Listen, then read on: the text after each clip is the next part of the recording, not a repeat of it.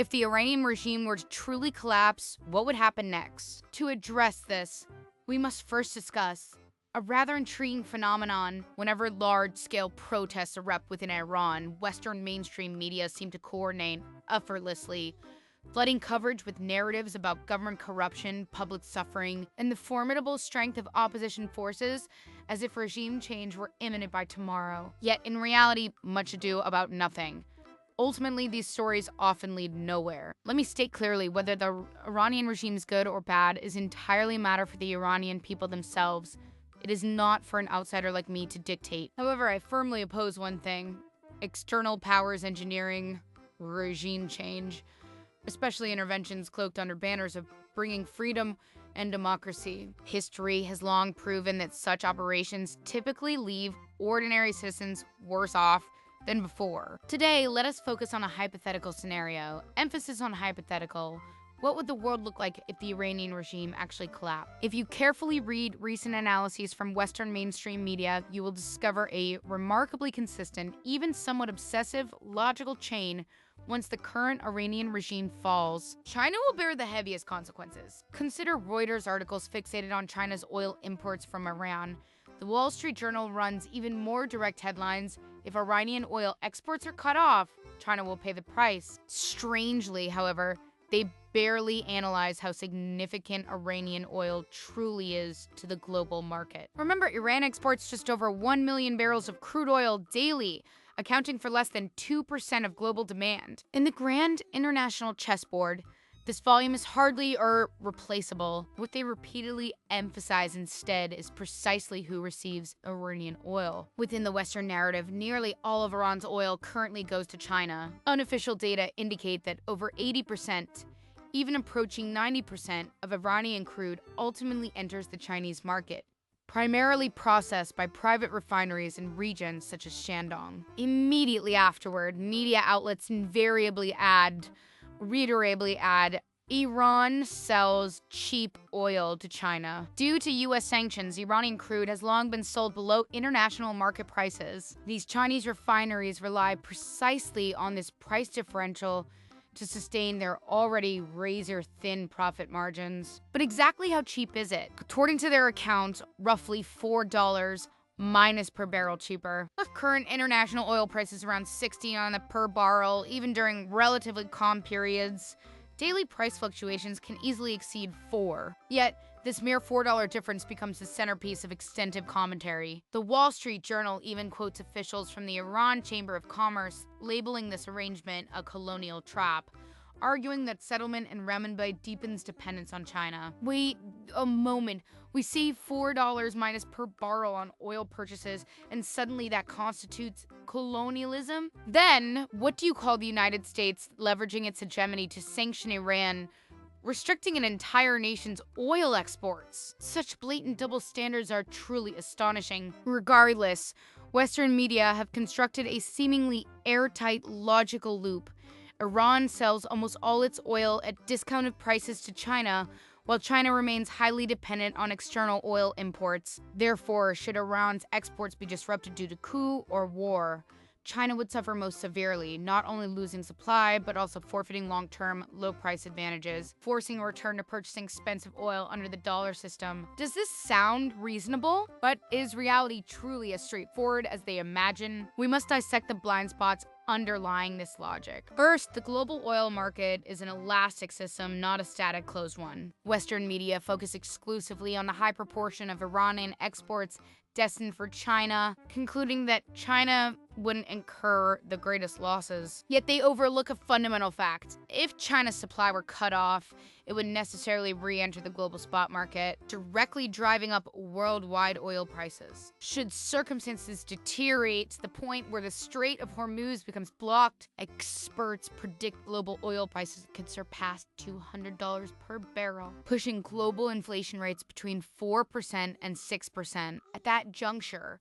central banks worldwide would face difficult choices between curbing inflation and sustaining economic growth. This would no longer be a minor issue concerning profit profit margin reductions for a few Chinese refineries. Rather, it would become a major test determining which economies possess greater resilience and better inflation control capabilities globally. Recognizing this, let us then examine whose economy truly demonstrates greater resilience. Personally, I believe China is no longer the type of economy solely dependent on petroleum as in the past. Our energy structure is rapidly diversifying, and we possess political tools and buffering mechanisms currently lacking in Western nations. Many exaggerate China's economic dependence on oil. True, China is a major oil importer, but import volumes peaked in 2020 at approximately 11 million barrels per day, remaining broadly stable or even slightly declining thereafter due to rapidly decreasing domestic demand. A glance at the chart reveals China's oil consumption per unit of GDP has continuously declined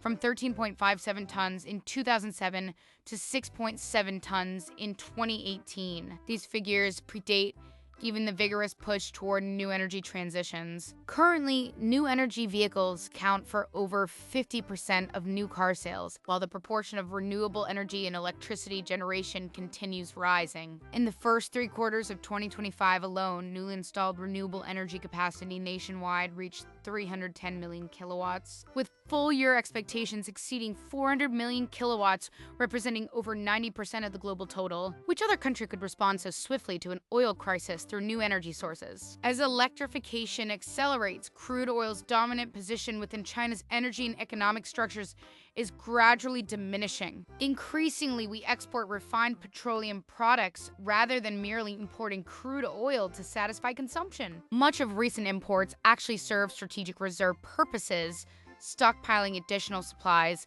while prices remain low. By end negative 2025, China's combined national strategic reserves and commercial inventories will approach nearly 2 billion barrels, sufficient to meet approximately 180 days of consumption demand, far exceeding the International Energy Agency's 90-day safety standard. Beyond oil, reserves of other strategic materials are equally impressive. Copper accounts for 96% of global holdings, aluminum 75%, corn 70%, wheat 54%, soybeans 30%, and crude oil 22%. In contrast, America's strategic petroleum reserve stands at its lowest level in 4 decades. This reflects bottom-line thinking. We face a super crisis combining global capitalist collapse with climate disruption. Nations unprepared will suffer catastrophically. Additionally, the Chinese government can regulate oil prices through administrative measures. Examples include quota management and price controls, temporarily shielding households and critical sectors from shocks. If necessary, fuel can be directly mandated toward most essential areas, or state-owned enterprises can coordinate imports. These tools enable rapid stabilization during crises and adjustment of industrial capacity. In contrast, Western economies rely on market-driven pricing, leaving governments essentially only 2 instruments: interest rates and subsidies. When problems arise, they print money and issue subsidies. When inflation rises, they hike interest rates. The pandemic clearly demonstrated the limited effectiveness of this approach. First came material shortages, with Americans fighting over toilet paper. Then massive money printing triggered severe inflation. Subsequently, aggressive rate hikes followed, yet inflation issues remain unresolved to this day. The IMF's latest report, analyzing 21 major countries, reaches a clear conclusion. The slow decline of Western inflation in recent years stems primarily from energy price volatility. As charts illustrate, inflation curves closely align with energy price trajectories. Simply put, should oil prices surge again? Given America's depleted strategic reserves and significantly higher underlying inflation levels compared to China, near zero in China versus persistent stickiness in the West, coupled with their greater reliance on market-based energy pricing, they would inevitably repeat pandemic-era tactics, printing money and distributing subsidies. The outcome is predictable: intensified inflation and deeper societal fractures. Thus, While Western media perceive China as most vulnerable, the opposite holds true. China possesses more tools to respond, whereas the West is actually more fragile. Secondly, China's manufacturing sector has become deeply embedded within global value chains, fundamentally shifting its positional dynamics. When discussing Iran, Western media remain locked in the perspective of rising crude import costs, neglecting the transmission effects following cost increases. China's role in the global economy has long transcended simply importing energy and exporting cheap goods. We are now the world's largest exporter of intermediate goods and capital goods. Intermediate goods refer to components, raw materials, and semi-finished products required for producing other items. Capital goods denote industrial equipment used for expanding production. These are indispensable elements for foreign manufacturers. Examine the chart. Among Chinese exports, blue segments represent capital goods. Gray segments, intermediate goods. Together, they constitute 60–70% of total exports. Another chart shows China's share of global intermediate goods exports rising steadily from 2% in 1995 to over 10% by 2017, a trend continuing to present. Data from the first 10 months of 2025 indicate year-on-year growth of 9.7% for intermediate goods and 6.0% for capital goods exports, collectively contributing approximately 6 percentage points to overall export growth. By comparison, consumer goods, including the e-commerce bubble segment, experienced a slight year-on-year decline of 0.X%.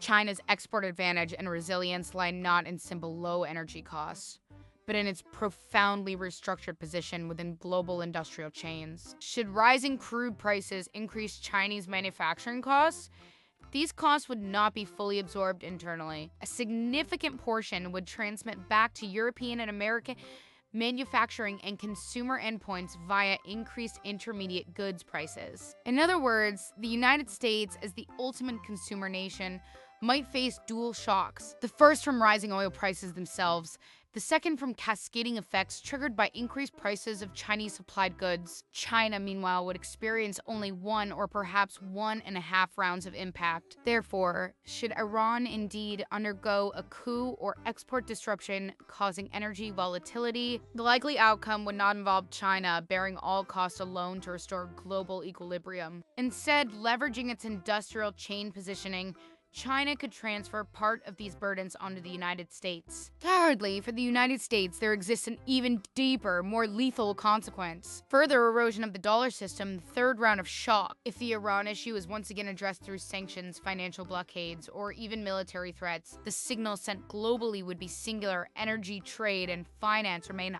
highly politicized and cursors are weaponized. Under such conditions, rational choices for nations worldwide would inevitably involve reducing dependence on the dollar and expanding non-dollar systems for energy and commodity transactions. Simultaneously, inflationary pressures would again challenge the U.S. Treasury market, increasing debt burdens. Recall that U.S. national debt has reached $37 trillion. To keep pace with inflation, real yields on treasuries must rise, implying rapid declines in bond prices, potentially triggering sell-off waves. Inflation is precisely what the Federal Reserve fears most. It places the Fed in a dilemma.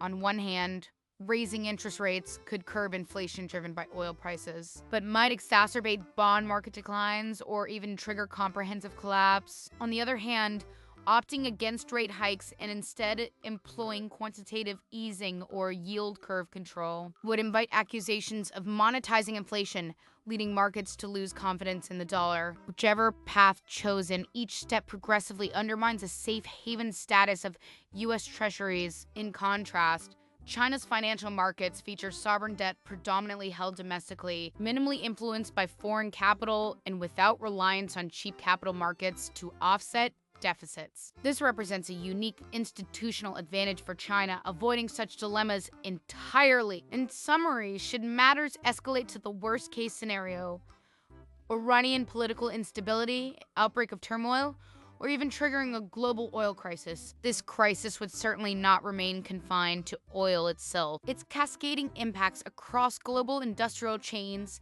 financial markets, and capital flows would prove equally profound, likely catalyzing a genuine restructuring of the global system. Amidst this round of crisis, China undoubtedly stands as a nation best equipped to withstand shocks. Only those capable of enduring such impacts qualified to participate in building a new world order. Therefore, the United States had best think carefully.